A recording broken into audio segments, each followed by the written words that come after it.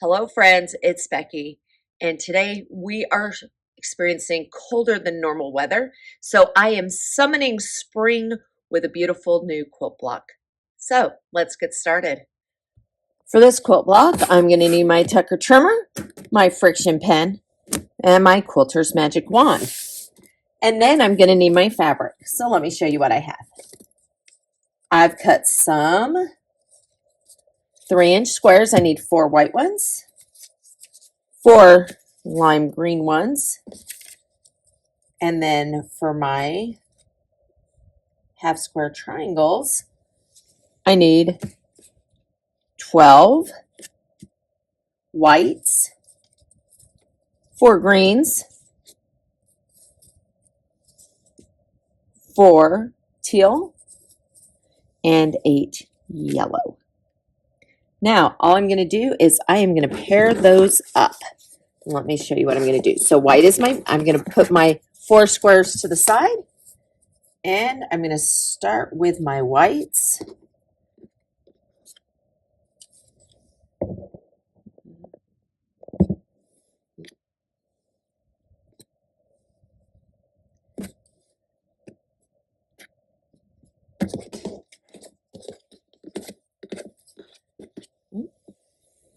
Four. And with my whites, I need my yellows. I need 6 yellows. So I'm going to place those right sides together.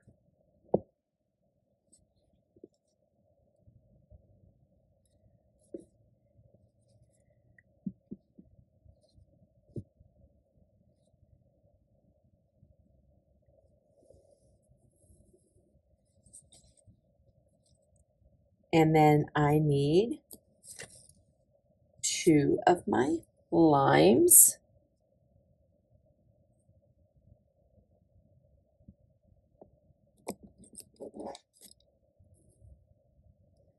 And 4 of my teals.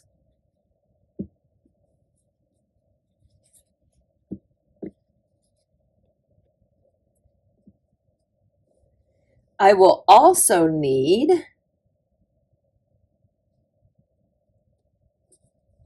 2 limes and yellows paired up. Okay, so now that I've paired up my fabric, I'm going to take my magic wand and friction pen, and I'm going to draw some lines on those squares to show where I need to stitch.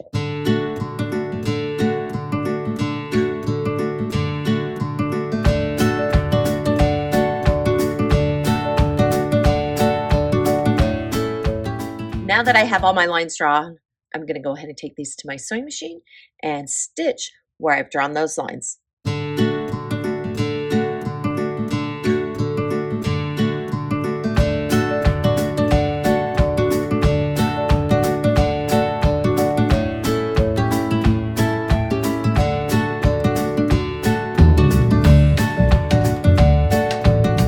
Now that I've sewn everything, it's time for me to cut my little triangles apart.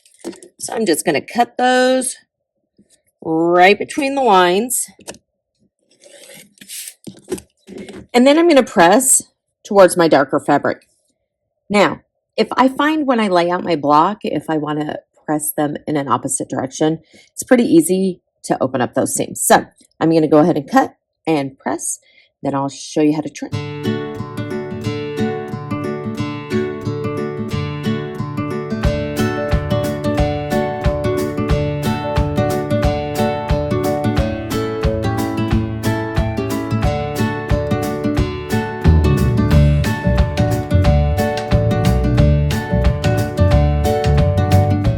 Alright friends, it's time for me to trim up my half square triangles. I'm going to be using the Tucker trimmer to do that. Full disclosure, I was originally going to trim these to 3.5, but I cut my squares at 3. So I'm going to be trimming these at 3 instead of 3.5. So I'm trimming a lot off, a lot more off than I normally would. So in order to do that, I'm going to find the full moon on my Tucker trimmer, and I'm going to align that 3 right there where my diagonal hits. And like I said, I'm trimming a lot more off than I normally would because, you know, I miscut my fabric. And because I'm just doing a little block to make maybe a pillow out of, I wasn't going to waste fabric. Okay, so trim one side, rotate my unit 180 degrees, and I'm going to put it in that 3-inch box. And when I do that, look at that.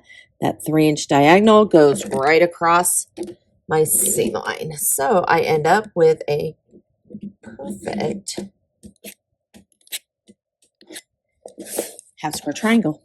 All right, so I'm going to trim those up and then I'll show you how to lay it out.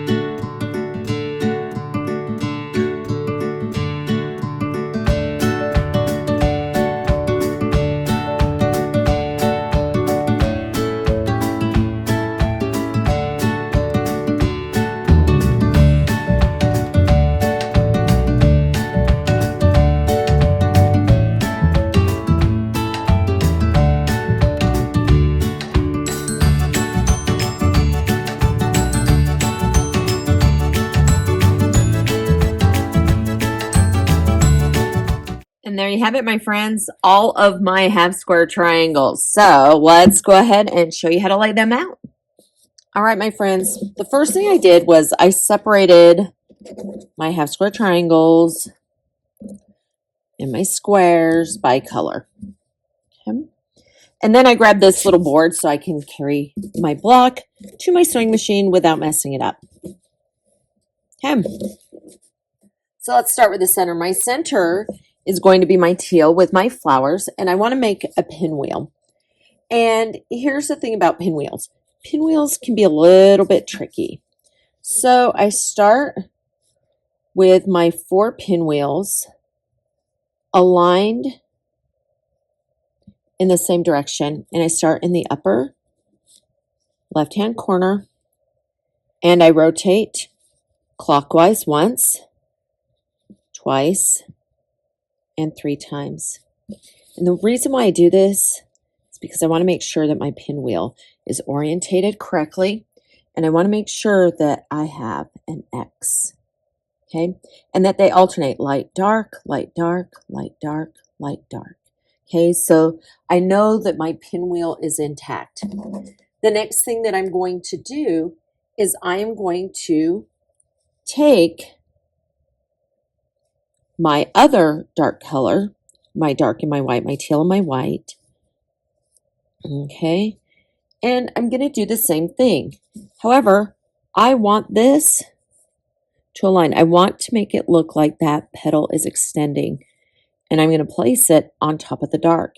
And as I go around my pinwheel, I'm rotating that to make sure that my orientation is correct. Okay, so it looks like a giant windmill in there, doesn't it? Okay, the next thing that I'm going to do is next to the outer portion, I'm going to place a square. And these are going to be my green squares. Okay, I probably should have brought a bigger board, but that's okay. And then what I want to do is take my yellow and green. My yellow and green is going to be placed like this. So again, because we want that whole spinning motion, I want to make sure that I align these correctly and rotate around. Okay. My green is touching my green square. My yellow is touching my teal. So those are all going in the same direction. All right. Now I am going to create a pinwheel in my corners using my yellow and white. Okay, so I'm going to lay this out on top of my green and my yellow just like that, and then I'm going to rotate rotate it around so that I can make sure my pinwheels are going in the correct direction. Okay, and I'm going to do that all the way around my block. Okay. So I want to make sure that they're in the right place.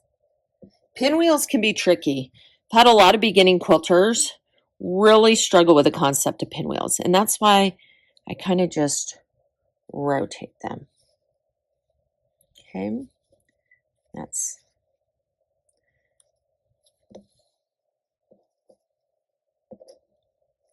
okay, and again, I'm aligning them, and let's see. Oh, that's not the right way. Oh yeah, what am I doing, Bex? Okay, this one, it's not right.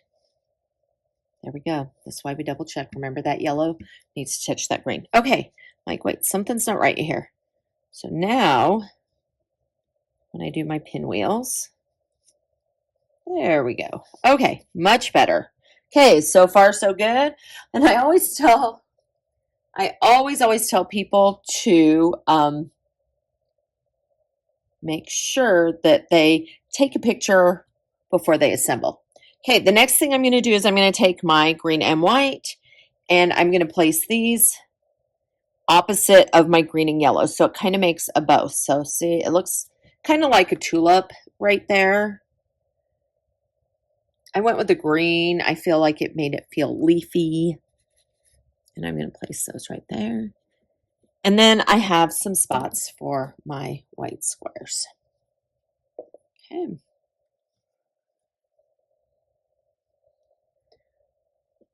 Alrighty. There we are, my friends. There is my little spring block. I'm not going to have a chance to sew this morning, but I'm going to sew it row by row, nesting seams, and if I feel like there's too much bulk, I'm going to go ahead and open those seams. Or if I want, I can put my pinwheels together first. So I may want to do pinwheels, pinwheels, pinwheels, and then do my center pinwheels and put them together in 4 patches before I sew them together. So it's all up to you, but I'd love to see your finished results. So if you like our little video this morning, make sure you like and follow, share with your friends, and leave some comments. And if you have pictures of what you've accomplished, please share. I think it's important that we celebrate each other. Until next time, happy quilting, my friends.